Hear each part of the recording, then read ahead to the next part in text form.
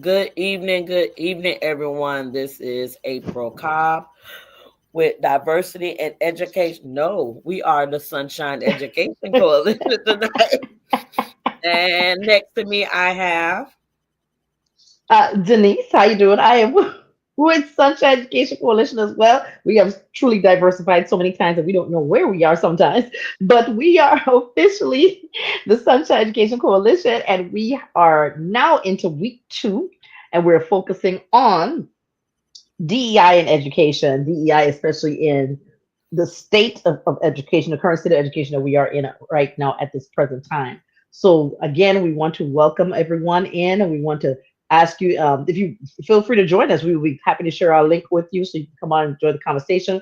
Or if you want to drop some information into our chat and where we can go ahead and respond to your questions like that. So April, let's talk about education. This is the Good. topic. If Let we me put talked my about glasses back on education for this just one. for if we talked about education just for today, it'd be a problem. Just for today. Exactly, exactly. Because So, baby, woo, mhm. I will say this. If we don't do something and something fast, we're gonna be so sunk to we're gonna need the ancestors to pull us up and they already down there. And they already down there. So yeah, there we go. This, yes, they. I know they're tired. They're tired because we tired. Okay. We're talking about the changes in public education. I think before we even get into the DEI changes, let's talk about over the past couple of years what we have been working on and the changes that we've been noticing ourselves. Because remember, all the things that are happening in education didn't just happen overnight. This stuff took decades. The same amount of decades it took to break it down, the same amount of decades I believe it's going to take to put it back and restore it to where it should be. Okay, because we didn't get to the point with No Child Left Behind overnight. We didn't get to a place where it was just constant testing overnight. We didn't get to a place where we removed all the things that made children children, like recess gone, more PE gone, like replace all this critical thinking with constant testing, and just all those factors. So we just want to look at the fact that it did take a long time for us to get here, but our concern right now is this is going backward. Of this, also all the things that we've been doing, is it going backward, and what are we seeing in terms of how fast it's switching backwards? So again, just to keep up with the topic, we're going to be discussing this evening the changes in public education. Okay, and April, what have you been seeing over the couple decades? Well, we've been in the classroom now for some time. And I will say this: technology is the key indicator, in my opinion, that has shifted a lot of student learning. If we're going to go in that perspective, look from it from that lens first. And I will say that technology has a place and a time for it, but I do feel that technology has now become the larger percentage of focus for our youth in the classroom. So we're definitely getting the test scores are showing that. The test scores are showing that. And then if we think back to testing, look at it from that lens as it relates to our Department of Education wanting to be capable of measuring student growth or the lack thereof. We've been through how many tests we had. What was it? It wasn't FCAT first. What was it first, or was it? I remember the FCAP, but we always had according to the Sunshine The State Sunshine Standards. So State. we had Yeah, okay. Sunshine yeah State Standards. we had FCAT. FCAP A plus, was an A plus program at some point in time. We had testing for that. Mm-hmm. And We've had FSA. the FSA, right, and then we've had, what are we doing right now? We're doing the benchmarks, the PM The best benchmarks, standards, and PM1, PM2, and PM PM one, Elementary two, and PM RSE. three.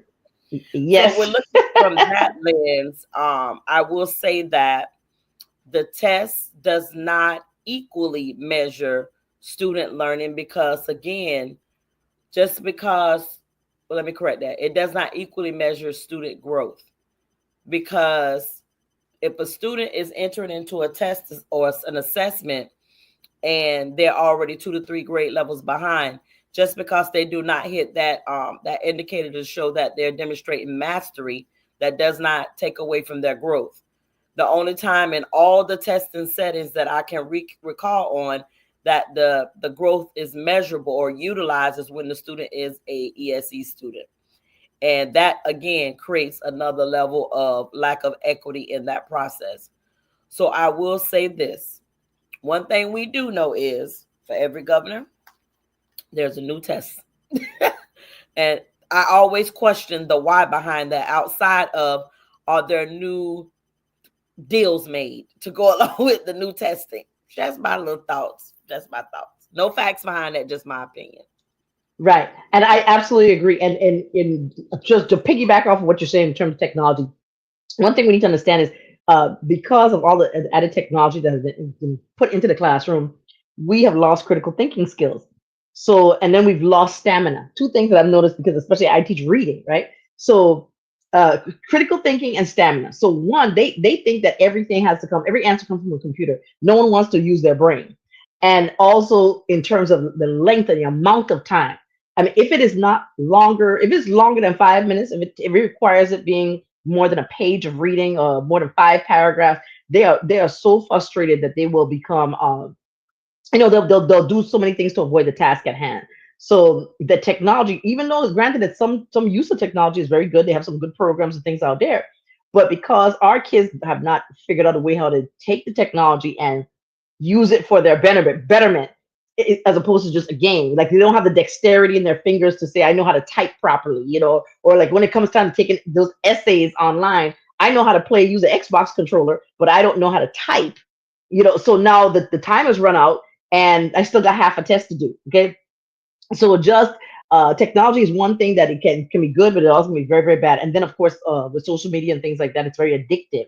So you have kids who will literally want to fight over a phone. So I mean, it's just a lot to it.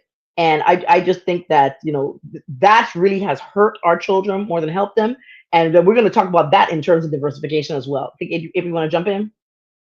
Have you noticed on the good old Meta that there's a series of new advertisement that's talking about how technology has damaged your child? Have you seen that?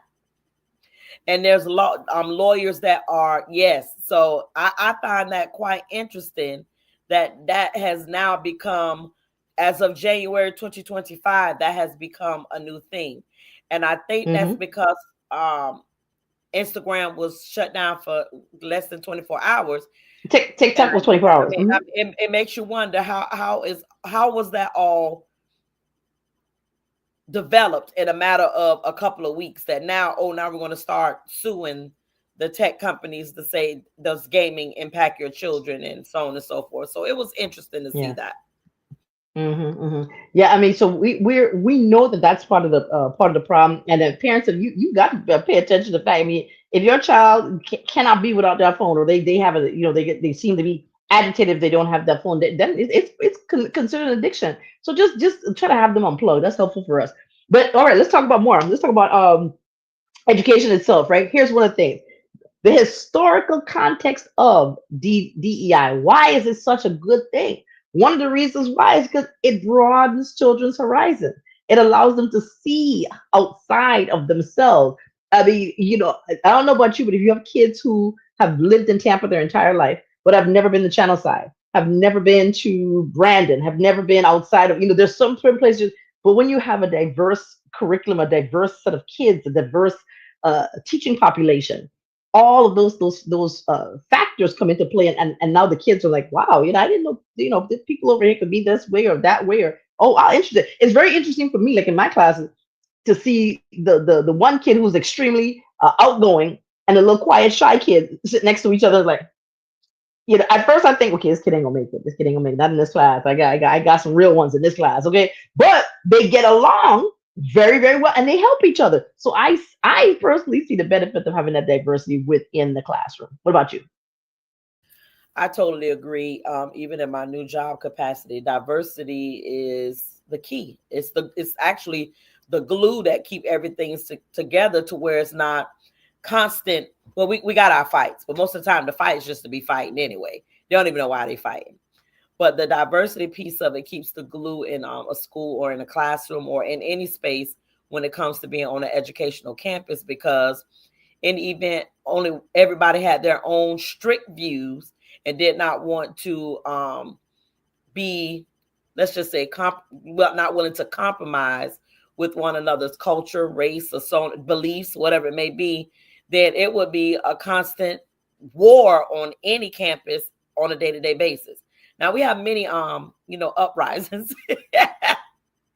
However, in most cases it has nothing to do with the lack of diversity. It's just them being what I want to say, rambunctious. We'll say that for now. That's the positive word on that side.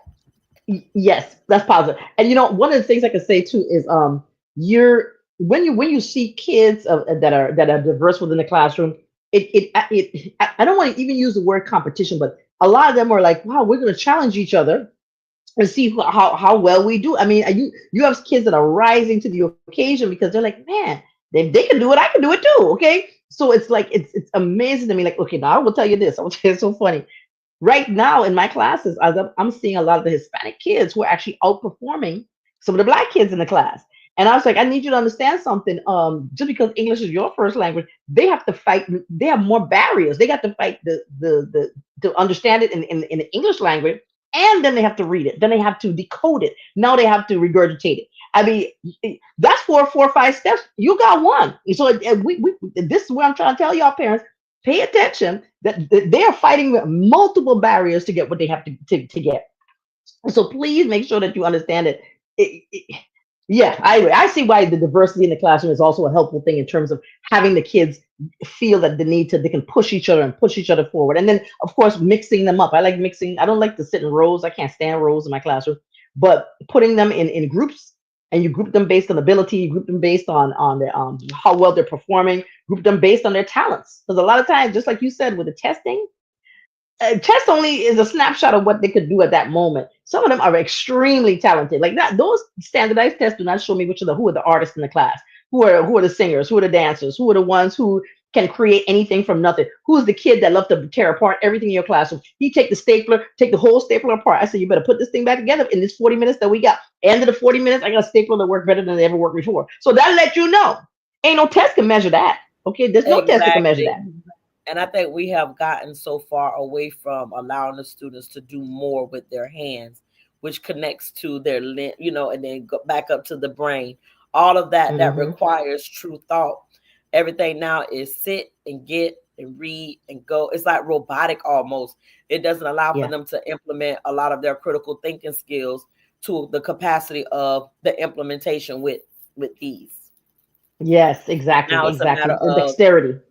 yes, just read it and then comprehend what you can and then regurgitate it back on the paper. Yeah, it our kids are far beyond that now. We got to speed Right. this thing up because even the way I saw on Portia's post this evening when I was getting off, that she was showing one of her students had wrote a blurb at the bottom of one of the assessments, and in a nutshell the student was saying that these tests need to change because Hmm. the way that it's even worded, we don't talk like that. So for Right. ADHD or a student that has autism, this is all a bunch of gibberish. We need to do something now. I was like, Hmm. that lets you Wow. know the critical thinking skills are there, just not Yeah. applicable to that text. That for them, it's a bunch of gibberish. It's She a bunch of defined what gibberish. it was Exactly. for And of course, like you say, I see what's happening out there in the society, in the world, and how they want to, at least in America, how they want to move things back. But you understand, even kids who you're geared this stuff to, well, let's just be plain and simple. Even the white kids are saying, "This not we're not reading this crap. We're not doing this. This the stuff you talk about bringing back into curriculum and bringing back from the 1800s. Those kids don't want to read that stuff either. This stuff is boring." Because it has no relevance to today. Now, if you go ahead and pull some of the books that we're currently reading by young adult authors, they love that stuff. And that's about everything from sci-fi to fantasy to real world stuff like The Hate You Give. I mean, a lot of the things over there by Kwame Alexander, give them the stuff that's relevant to them right now. And that's where that diversity comes into play. Then they read things by Spanish authors, Black authors, African authors, authors from all over the Caribbean, all over the world, Asian authors. They're getting a taste of what the world looks like. But if you give them constantly give them the same thing over and over again, they're not seeing the real world. And then you're forcing those kids to go out in the real world and they'll be like, oh, okay, so why is it like this? Okay, I didn't know this was like this. Right? Give them a fighting chance. Go ahead. And that aligns directly with the phenomena that happened in New Orleans and certain parts of Florida with the snow. Now we have went to other states and we experienced what we consider phenomena at that point because we didn't understand like the I don't even know how to describe it, the texture of snow that is actually wet when you touch it because it melts Yeah. quickly, that it doesn't hold any weight. When you fall in it, you fall in. It doesn't matter if it's off a cliff or in a ditch where you can't Through get up it. and ask for help and people laugh at you standing around in the sun. So Louisianians showed you all that they were Right. excited to see the snow, but Yeah. there was also many videos out there that they didn't understand about, what you call it, gravity. When you fall in it, you're gonna keep falling, whatever that is, Yes. and you're gonna be soaking wet, and it's cold. Yeah, so that goes to show you that in a textbook written for a certain demographic of people, you'll Hmm. never be able to reach the masses if you don't broaden it to where you provide those fine details to where every Yes. child can connect to it. And I mean, we miss that so much because we as a people, we as a society have just decided that one race is just better or superior than the other. The mm, children in mm, most mm. cases don't I- feel that way. When they're in school, they don't. no. They treat each other as equally as possible unless they've been filtered with so much negativity about another race, they cannot turn it off. Hmm. That's the Hmm. one. Yeah. Yeah, you're absolutely right. Because I mean, and I agree with you when it comes to those polls. And the big ones, of course, were coming out of Atlanta. And I saw where you had all those guys that had the mudding RVs. They were just going out in the snow, and you saw these posts underneath it. They're making a big deal out of it, but they don't seem to understand like this. If this is not something that you're accustomed to seeing, you now this is a phenomenon that's just like I am going to be out here and I'm going to roll around and I'm a frolic like other folk do. Now I know what it means to frolic in the snow, right? So just like you and I, like we were saying, I'm from the Caribbean. The first time I saw those icicles, like an actual icicle hanging off of a frozen waterfall, you got to understand context now. Everything that was written in the book, I had no clue. My life went from black and white to color. That's really what happened. It literally, here's what it That's looked good like on the right there, page. Denise. That's good. Yeah, and here's what it looked like on the page. And now I am really seeing this for the first time in my life. That's what a frozen waterfall looks like. Wow.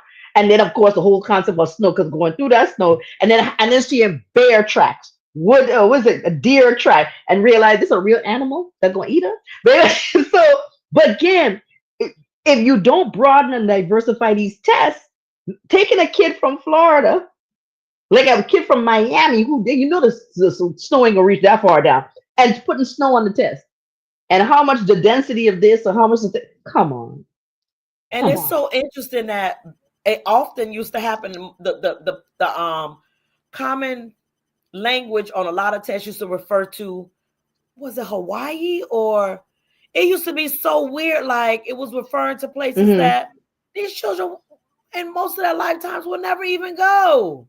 No. Mm-mm, mm-mm. Talk about the swamp, the hurricanes, the tornadoes. Give them Yes, information that they're familiar with in their particular regions, and it would. that's I'm relevant. telling you, there would be no doubt in my mind they would excel in those texts without question. Correct. Right. And I Because agree don't with tell you. me I about mean, no Fahrenheit and Celsius and all of that and below zero. They can't even wrap their head around below zero. wait. But the one that killed me is when the child finished taking the test. So who the hell have 12 apples? Who buy 12 apples and then 6 oranges and then 17 bags of grape? Who got that kind of money? I mean, so the kids are looking at it from a realistic perspective. But why is Yes. Susan buying 12 apples and stuff? They don't come in the bag. Why is she buying 12 individual apples? What's wrong with her? And it And why goes is she along cutting with, this in half? and how fast the car going and who gonna get there first. Why we not driving Right. behind each other? Why we not all in the same car? Co- oh my good critical thinking. Exactly. And and That's and, the and critical piece of it. if that's a critical thing. And then Johnny, and is driving a black car, and Billy driving a red car, and the other one driving a yellow car, and driving a white car, and the police officer pull over the one with the red car. Why? So, I mean, but why are we But all who's speeding in it? though? Who in it? Who in the car?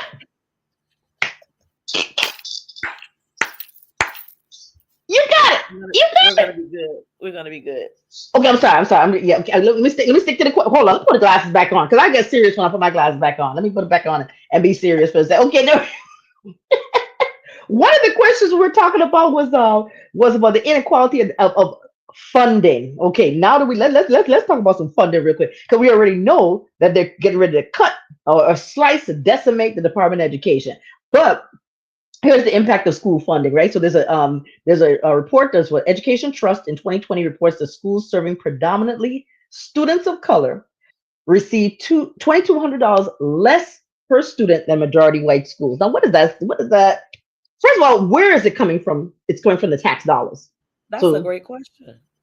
hmm That's a hmm great hmm question. Where is it coming from, and why is it not being funneled in the schools that it's been allocated to be funneled to? How is that yes, despair? How is that even possible?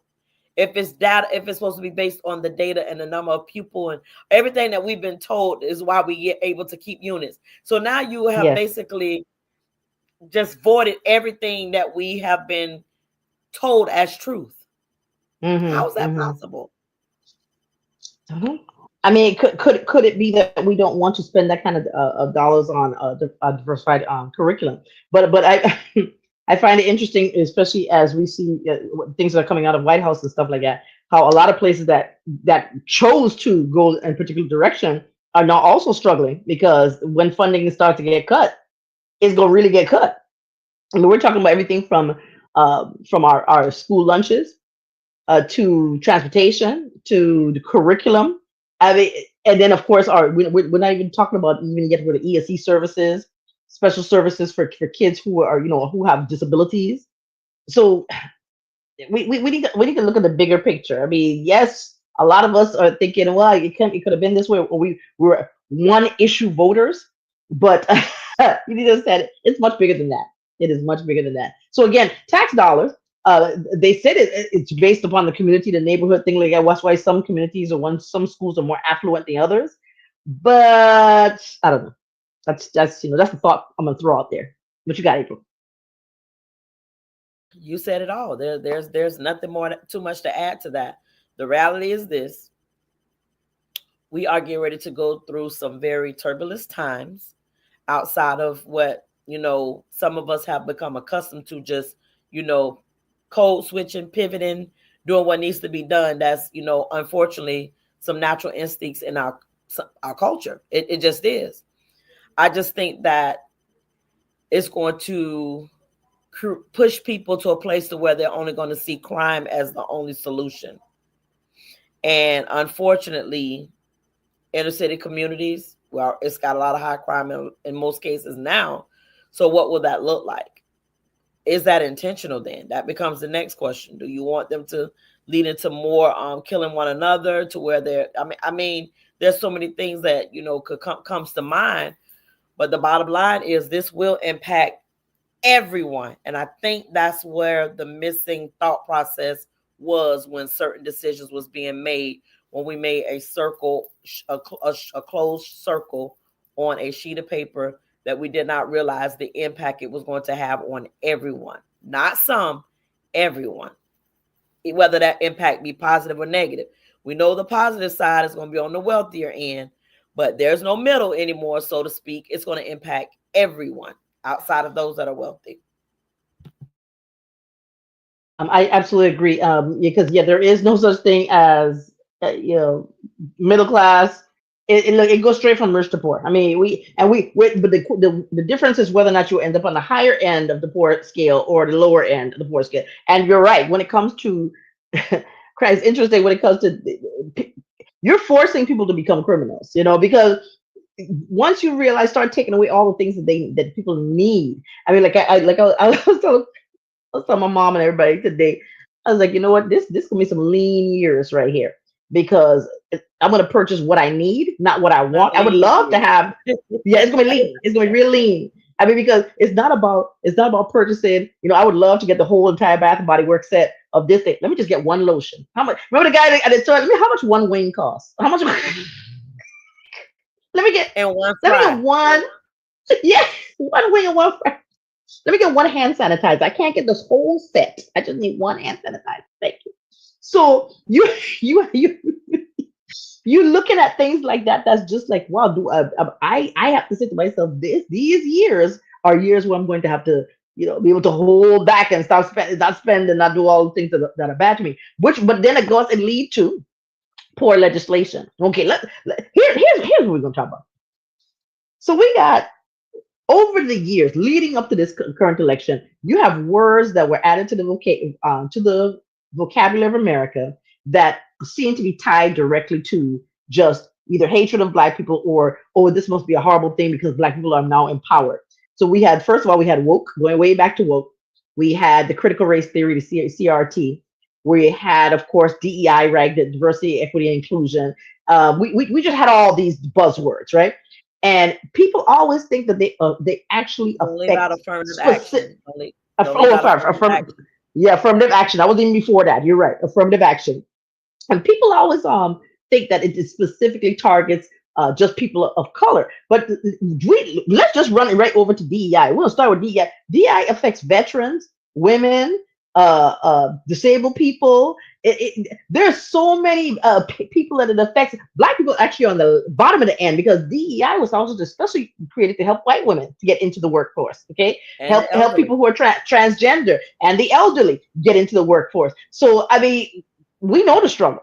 So understand. So when you talk about the CRT, and this is where some people are confused. CRT really only focused on um, college level stuff.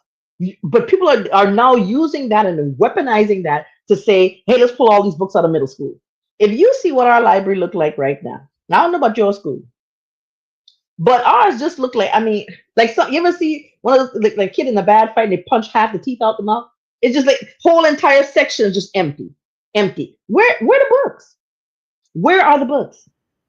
I will say that some of the books that were gifted after being taken off of the shelves, I'm just like, why? Hmm. Just stop at the one simple word, one syllable. Why? Hmm. What true genuine harm could it cause in comparison to this? Right. There the phone go. Hmm. Hmm. Hmm. They Yeah. weren't rushing to read the books anyway. Right. And then on top of that, you have graphic novels. I mean, things that would actually require even more text complexity. These are things that a graphic novel actually takes more work to read, because you have to read, interpret the pictures, and then deal with a little bit of text that's there, and put all your own background knowledge into it to make it work. So you're pulling all kind of stuff out the shelf that at least they try to want to read before even the other stuff that's on the shelf. So I can't understand. And then with that, on one hand, with that logic, here's the other logic on the other hand. Let's test them. Test them how? They don't have anything they want to read. So by the time they come to take the test, they sleeping. I got three modes of operation in my class. You got the one kid who's going to at least try. The second kid who saw the test, he gonna tear up the classroom until he come back 15 minutes later after you have a snack. And the third one who just gonna sleep. He say, you know what? I'm not even doing this. I'm going to sleep. And I I don't care totally how many agree with minutes you that. give me. That's why we have pivoted and made sure that we have an area of focus on helping students develop or increase their stamina while reading. Mm-hmm. That's Yes. actually the new foundational piece for testing now. It's not even the Yes. comprehension anymore. It's the It's stamina to stamina. stay awake to Yeah. read it. Yes. Because let's Yeah. let's be honest, every single test that our children are taking now are reading tests first. Yes. Even the math. Mm-hmm. Even math. Math used to be able to, you just had to do the computations. No, no, no, no. You got to read little paragraphs throughout it. Right. So if that skill set is here, you can't get nothing else from it besides I am Mm-hmm. exhausted mentally already. The easiest Yep. thing for my brain to do is go to sleep. And To that's what sleep. happens. Shut it down. And shut it down. So And we parents, don't again, mean look, when we're after trying to 20, 30 minutes of reading. We mean like after about 5 or 10. The instructions, fine. they already see it. Yes, it's already there. So Hmm. anyway, yeah. And the fact that they know that if they keep on clicking and advancing, for they realize this. Remember, I've not seen any one of them that's less than 50 questions. So I mean, no, maybe I say 48. The last two were the science PM, the math and the reading PM were like 48 questions for my eighth graders. So that means we're gonna be reading through. You have to read the cover, and then you read into take two different passages and put it together. You need to understand something. If you're not, if they can spend 17 hours over the weekend playing video games, you got to cut that time down in half and make them read eight. Make them read. Make them read every single day. Because that video game is fast. It's like this. So they, And it's using all of their cortex. Is moving. The brain is going. The yeah, hands are going. Some of them yeah, yelling. Mine's yelling, scream at the top of his lungs like he's actually in the game. He used to right. jump. He don't jump anymore, but he used to be jumping straight up and down while playing. I'm like, what? No, stop, quit. I'm like, what the hell is going on? It's like you're in a war zone because you Right. really feel as though you're in the game.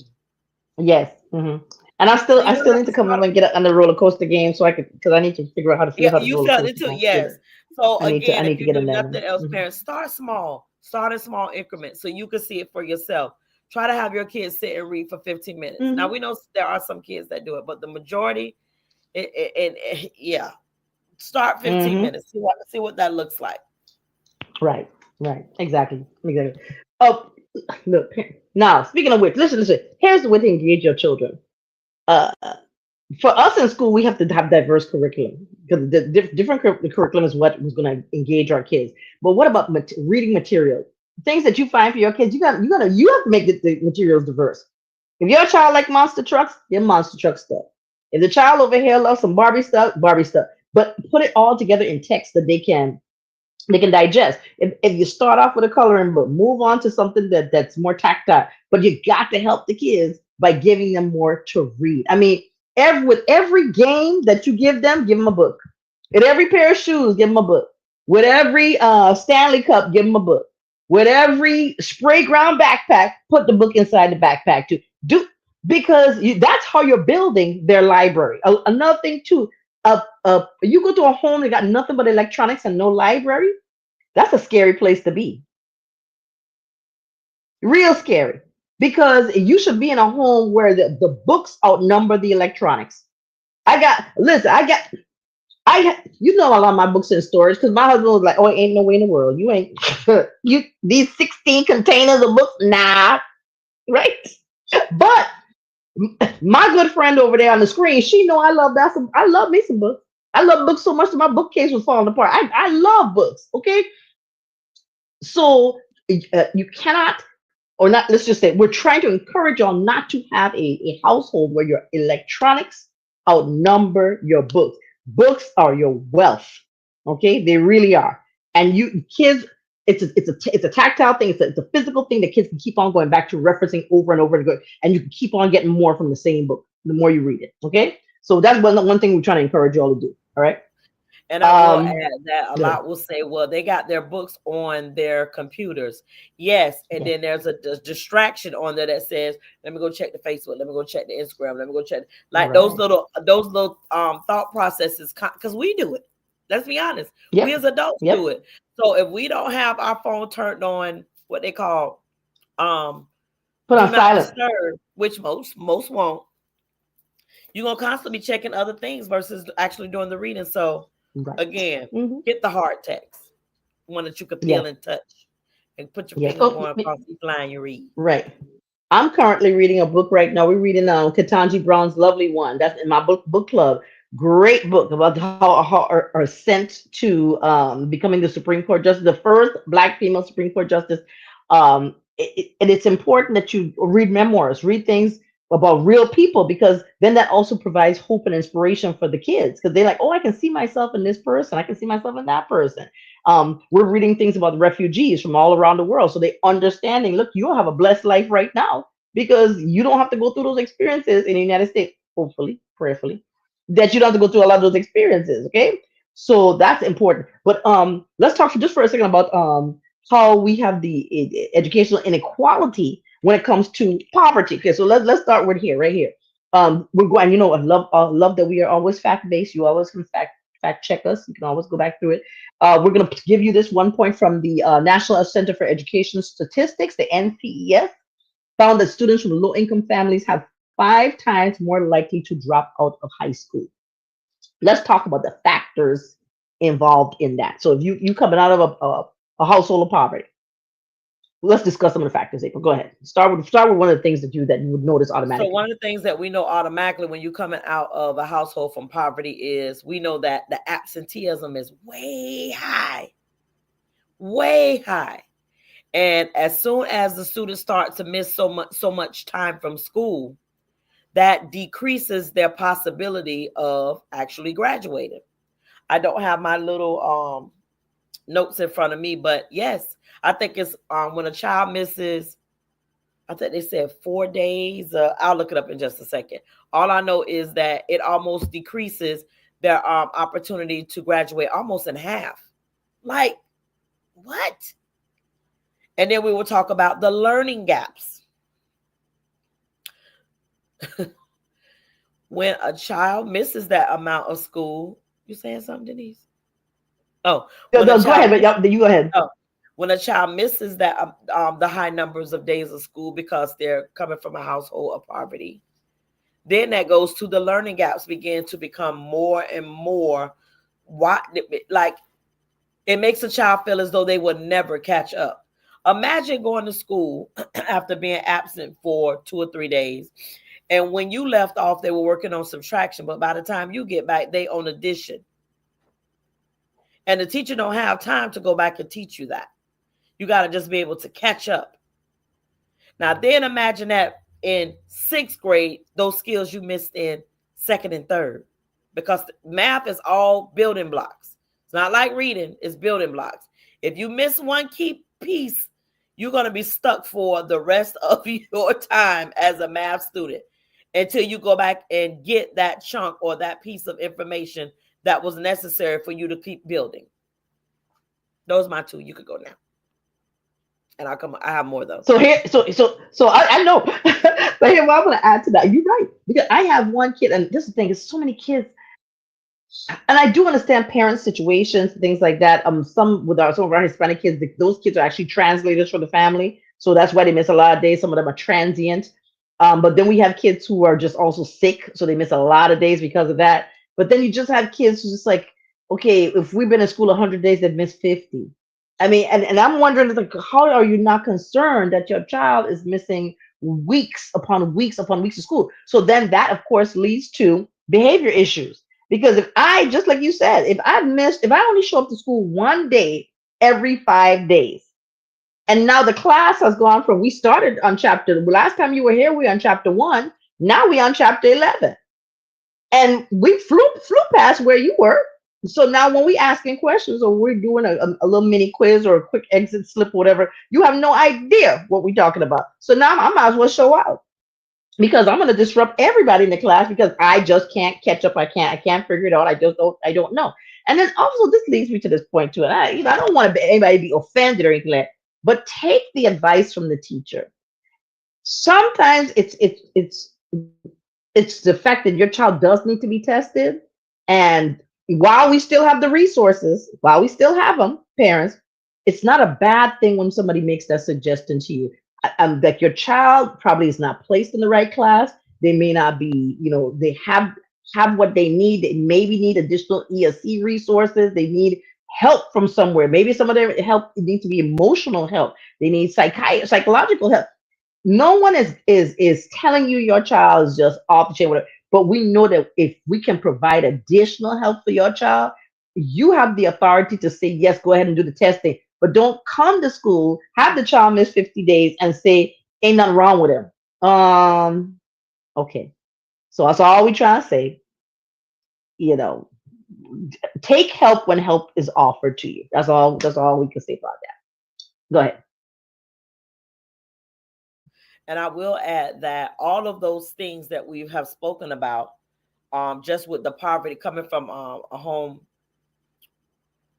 coming from a poverty lifestyle, we could say that that adds to the child's adverse childhood experiences, because in most cases there's going to be other layers to that. That single parent home, a lot of drugs, alcohol involved, domestic violence, abuse, you name it, that stacks it against that child to where if that's never addressed, meaning just like we go take them to the doctor for a cold, for the flu, for whatever it may be, if that's never addressed, meaning some psychological treatment for that child, it just keeps to fester into something else in their adult life. It won't go away. So we need to also start looking at it from a standpoint of, hey, it's okay to not be okay. And it's okay to take our child and allow our child to receive mental health support. Mental health is a disease.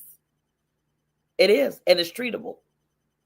Hmm. So we should treat it I as absolutely such. agree.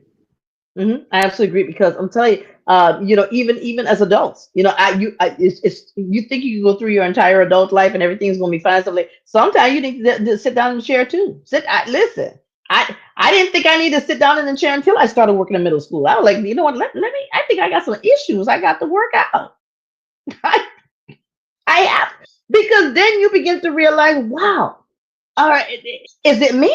You know, but truly, I'm telling you, there is nothing wrong with also getting that mental break too. Sometimes the doctor recommends for you to take that mental health thing, and new teachers who think they could tough it out. All of y'all who's, oh, I'm a G, I'm gonna have a perfect attendance. Nah, that ain't me. I used to be like that back in the day. April can tell you, 15 years ago, I would have perfect attendance.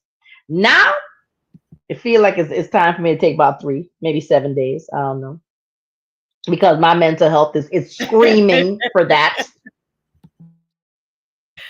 I totally Right. agree. And I always have to used to have to get onto the knees like, girl, go home, Mm-hmm. leave now, Right. bye, before Right. you snap, because we see the results of snappage I snap. I'll among snap. adults where they put their hands underneath the shirt, be like, why you do Billy Bob like that? Hell, you don't know what Billy has done to my mind. Does it make it correct? No. Just imagine this. Let No. me give y'all a hypothetical like today. Okay, go ahead. Classroom, what kind of class is it? Science class. And a student is in the class. And the student have already demonstrated that they are not interested in learning. Not a problem. Mhm. This core group over here, let's go ahead and sit down and learn. And the other student, go sit over there and you can work independently on something else.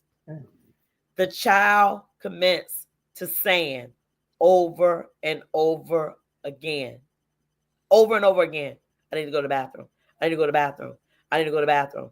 I need to go to the bathroom. I need to go to the bathroom. Now, Mhm. there's policies in place. You use your Mhm. bathroom slips well more than what you should have at this point. Mhm. And you came late. 15. Mom says there's nothing wrong with you. You don't have any type of Mhm. ailment, none of that. So the teacher, like, just imagine that playing over and over, and you trying to teach. Yes. That could trigger an Mhm. adverse childhood experience from It you way yes. back when that you never had addressed, and you snap, Yes, snap. you lose Exactly. it. Exactly. And you're absolutely right when it comes to policies and procedure. I mean, first of all, I tell my kids all the time, let me tell you something, you're gonna be 10 minutes late.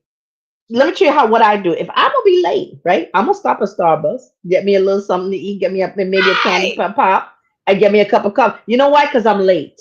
I'm gonna run to the bathroom. I'm gonna do everything I can because I'm already late. Don't come in here late and then talk about I need to leave.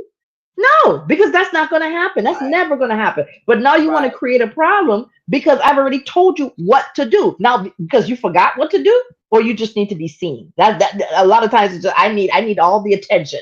Everybody's settled and working. Now I need attention. Let me bust in here 15 minutes late. No pass, no nothing. And again, understand some of the kids will do stuff just to get out of the task at hand. Kid walked in the classroom with some slides on. That's not part of the school uniform. I literally said, Where's your dress code slip? Because we give them dress code slips, so we give them a little wristband to wear for the day because they don't have the uniform. Man, hold on, hold on. I literally just asked you just where the slip at. I asked you to give up your firstborn child. Can I get the slip?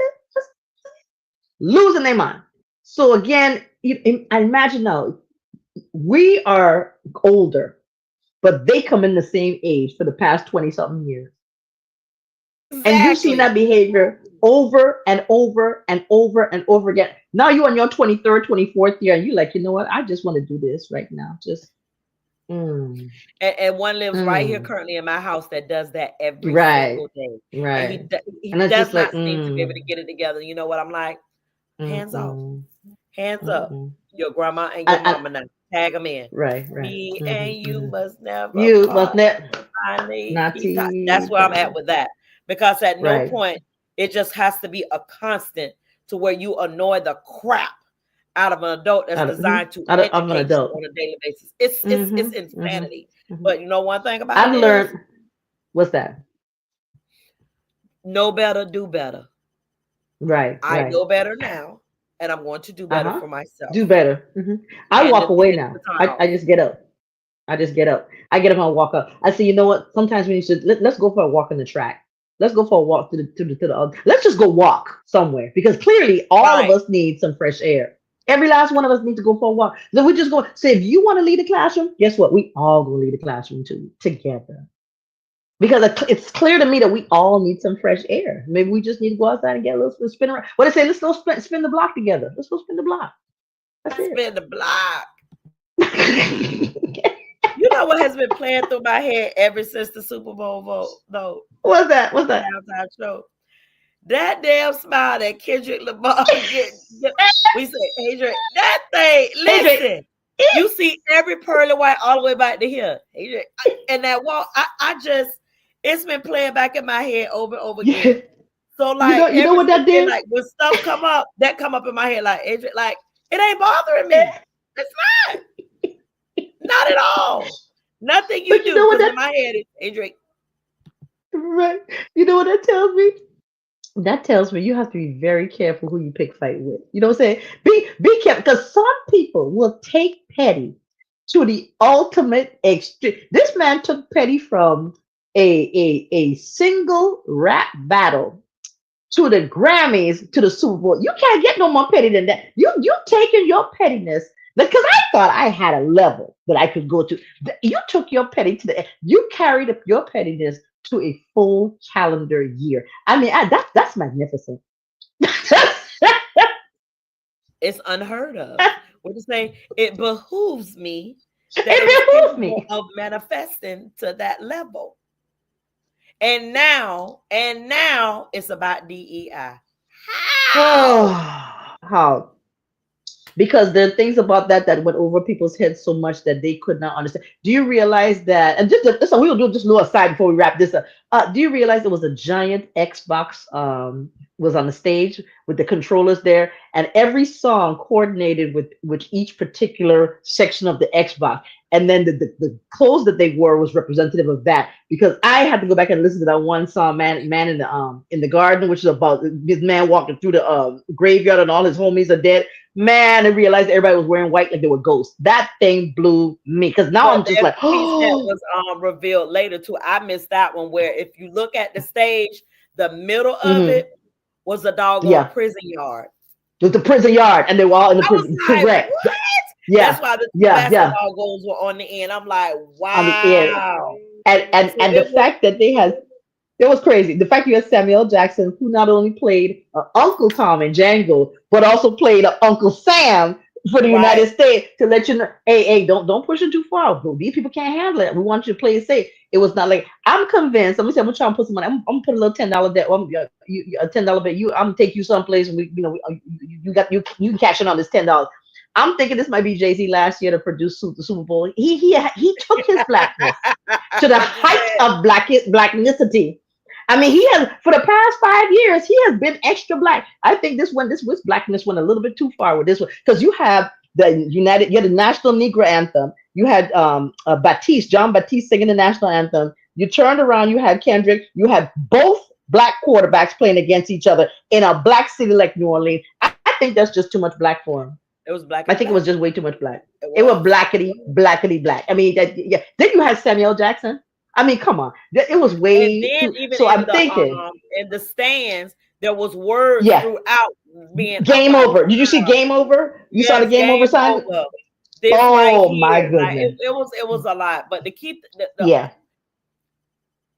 even though it was a high presence of African American people there, Hmm. there was no division in that stadium that was visible Yes. to where they made Yeah. it about a black or white issue when he was on that Right. field doing that performance. Right. Because Right. again, a lot of that is generational.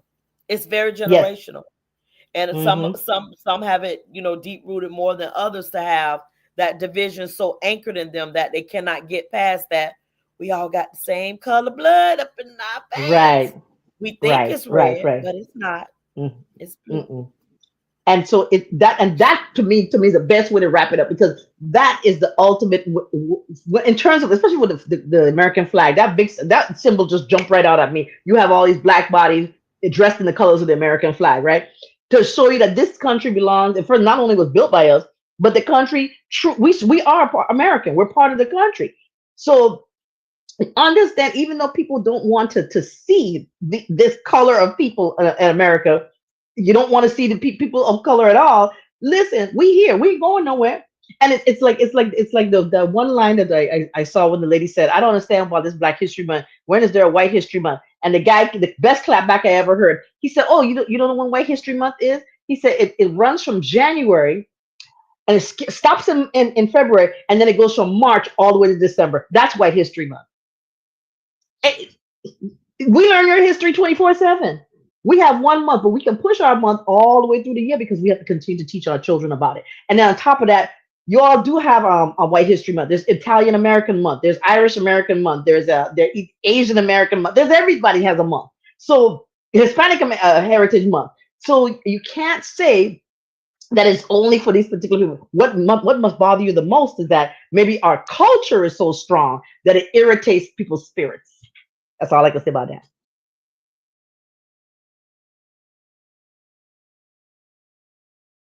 I think you on We mute. can't not like happen here. I don't know. What did you say? I said we cannot not like the people but love the music. We cannot not Right. like the people but love the cuisine. We cannot not love the people but love the arts. The design, like it just goes Yes. on and on. And I just think Hmm. that at some Hmm. point it's simple. Love one another. Hmm. It's biblical. That that That's it. that and that's exactly what it is. Because you That's can't. it. You're right. You cannot have a set of people like like there's that one African player. I think he was. I forgot his name, but everybody loved him when he's on the field playing. Soon as he goes out in public, they're like, "Who's this Negro?" But it's like I'm making millions of dollars, and y'all love who I am when I'm out there playing. But if I get in a car and a police officer pull me over, he's asking who I am. He said, "But didn't you just leave the game? You just saw me and running up and down this soccer field, making millions." Okay, so please open your minds up and understand it's not just about one thing being better than other. It affects us all, and it definitely affects our children when it comes to the children's education. They have to see more than just one thing so that they can have growth overall. That's one of the best ways we can pretty much sum up what we were talking about today. Okay, and that there are disparities in education, but we want you to understand we, not just one person, we all of us need to work to help it get stronger for our kids. Anything else you want to add, April? Look, well said. So again, we will be here next week to continue on our series for the month, and we greatly appreciate you all joining us. It wasn't our what you say, bells and whistles coming on because yeah, didn't know how to do all that today. But we're here. It's streaming, and we're getting ready to wrap this thing up. So again, this is April Cobb with Sunshine Education Coalition. Hey, I'm Denise Thomas Papillon with Sunshine Education Coalition, and we want to wish you a wonderful night, and we'll see you next week, same time. Bye. Bye.